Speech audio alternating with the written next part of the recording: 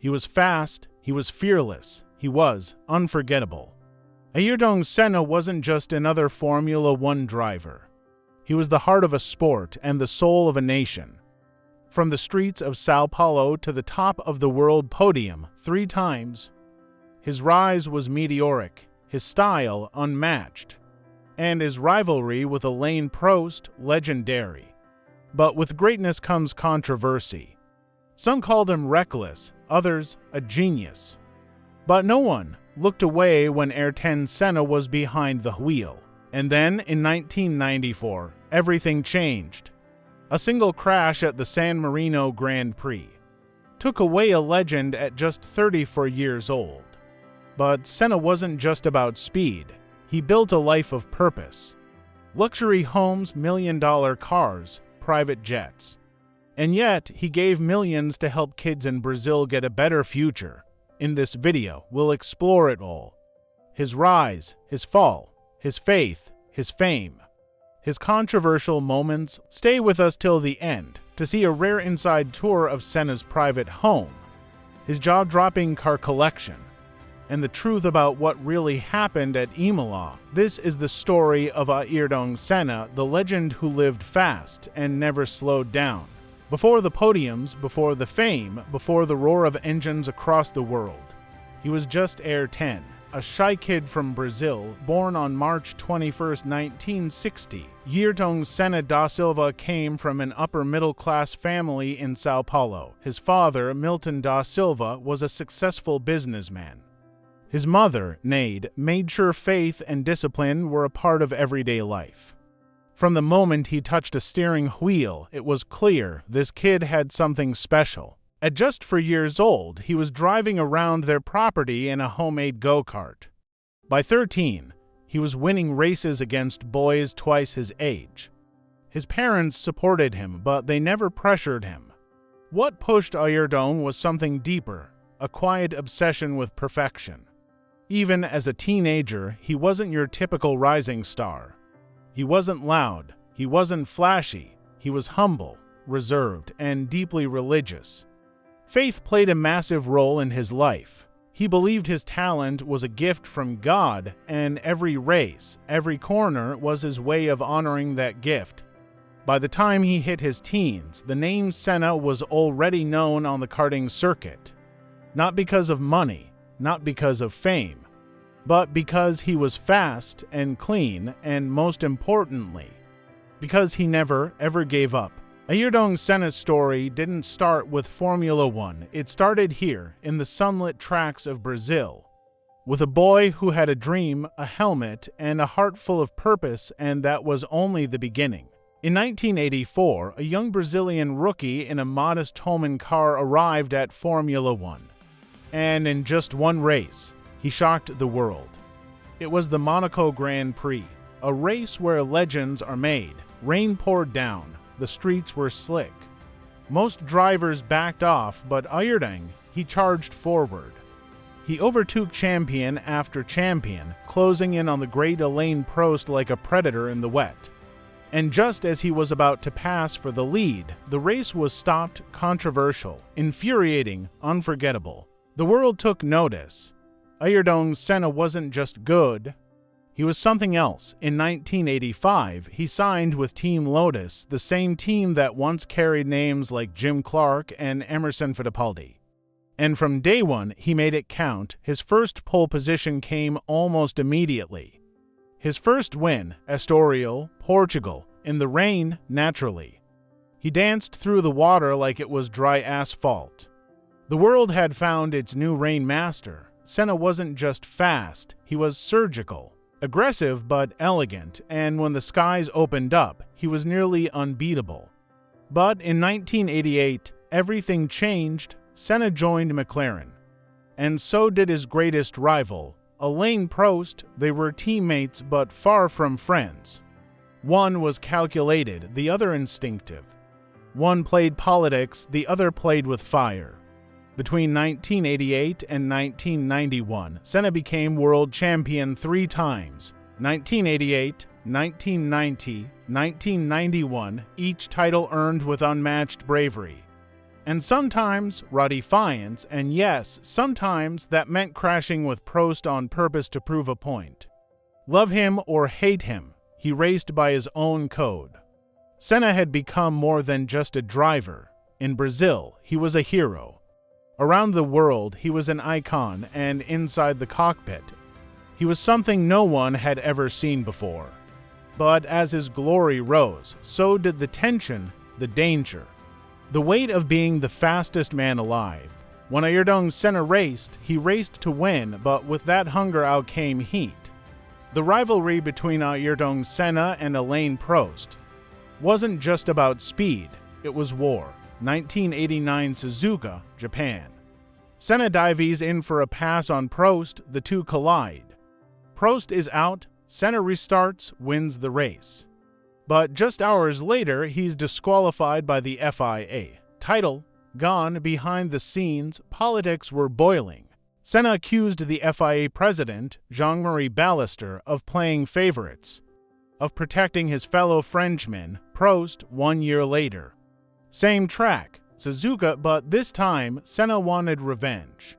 At the very first corner, Senna didn't lift.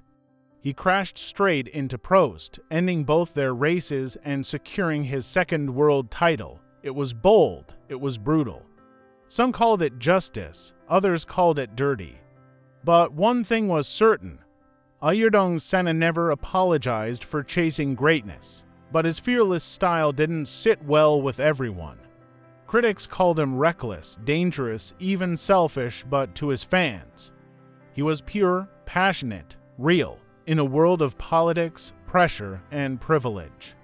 Senna stood alone, he spoke with his driving.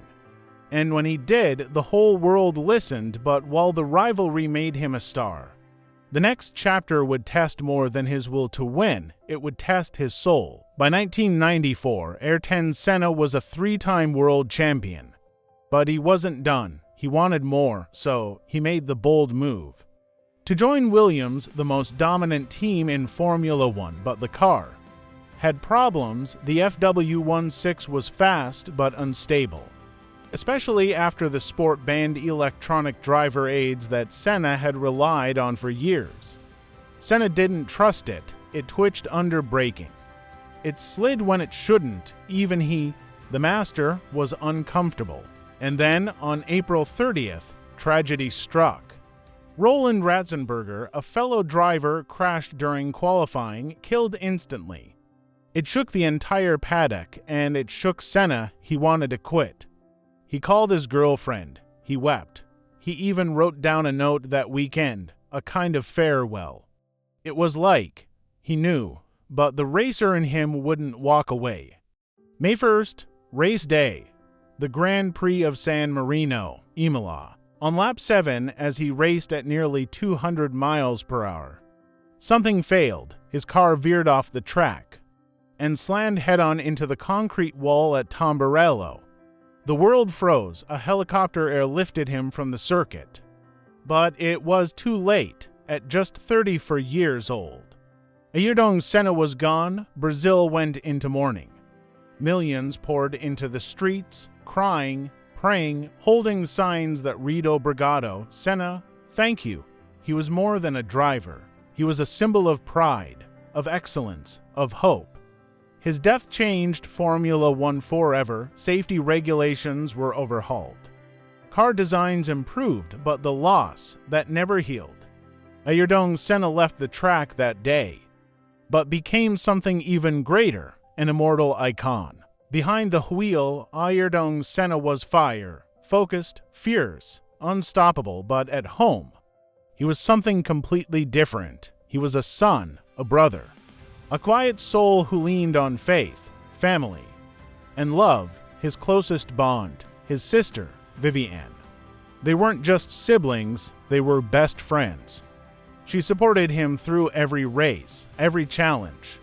And after his passing, she would carry on his legacy. Senna's faith wasn't just for show. He was a devout Catholic. Prayer was part of his routine before every race, every risk. He believed his talent was a gift from God, and driving, for him, was a spiritual experience. He kept journals, wrote down his thoughts, reflected on life, death, and purpose. This was a man who raced at 300 kilometers per hour, but often paused to ask, "Why am I here?" Off the track, Senna's love life was also in the spotlight, his most famous relationship. Brazilian superstar Meneghel, a glamorous, high-profile couple. Later, he found a deeper connection with Adriana Galisteu, a woman who stood by him through the most difficult chapter of his life. She was with him the weekend he died, and to this day, she remembers his final words, his final fears. Senna never had children of his own, but he adored his nieces and nephews. He was Uncle Ayrton, fun, kind, protective. In a world of noise, Senna found peace in silence. In prayer, in family, he wasn't just chasing speed. He was chasing meaning. He was one of the most successful athletes of his time. A three-time world champion with millions in the bank. But Ayrton Senna's lifestyle, it might surprise you.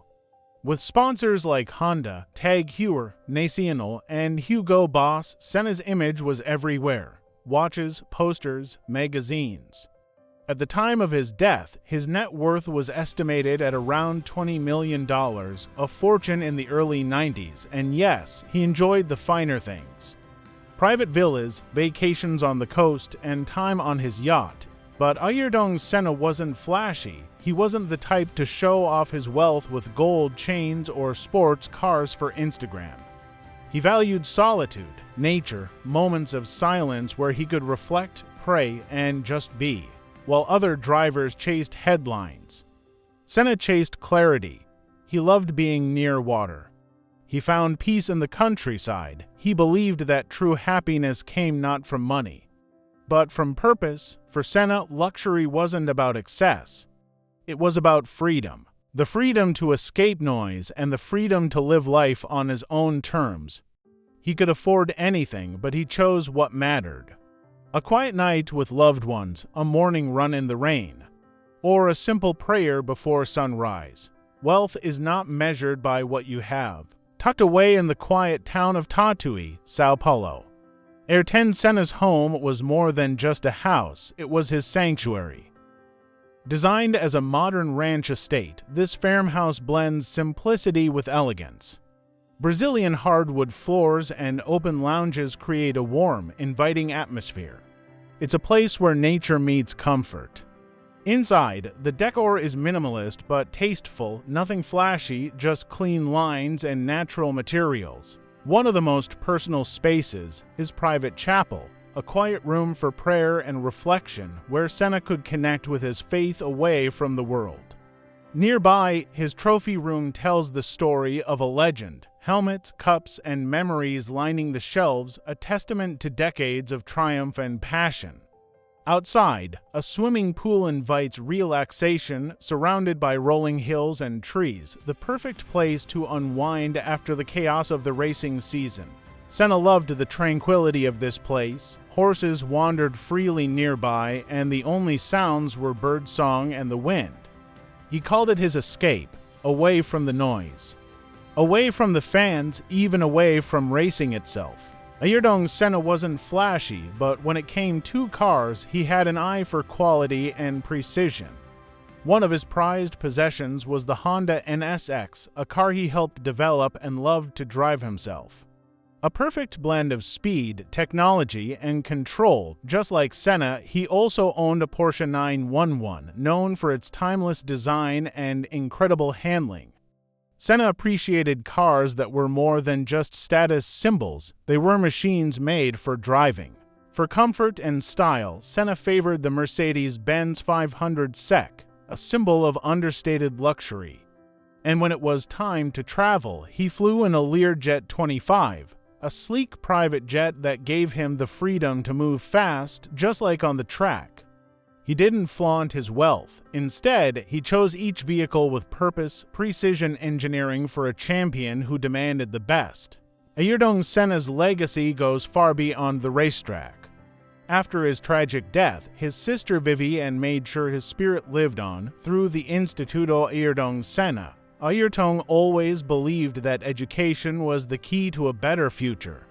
This institute is our way of honoring that dream. The institute's mission is simple but powerful: to provide quality education to underprivileged children across Brazil. Millions of lives have been touched, from rural towns to the biggest cities. Senna's personal commitment to giving back was as fierce as his drive on the track. He wanted to make a real difference, to lift others up, just as he was lifted by his faith and family. Even in death, Ayrton Senna keeps giving, inspiring generations to dream bigger, reach higher, and never give up. Ayrton Senna is more than a name in Formula One history. He's a legend, the greatest according to many of the sport's champions. In Brazil, Senna is a national hero, a symbol of pride, hope, and relentless spirit. Fans honor him with tattoos, murals, and yearly vigils that keep his memory alive. His story has been told time and again in documentaries, movies, and tributes that celebrate his passion and talent. The debate continues: Senna or Schumacher? Who was truly the greatest? But for many, legends may fade, but Senna never did. Ayrton Senna wasn't just a driver, he was an idea.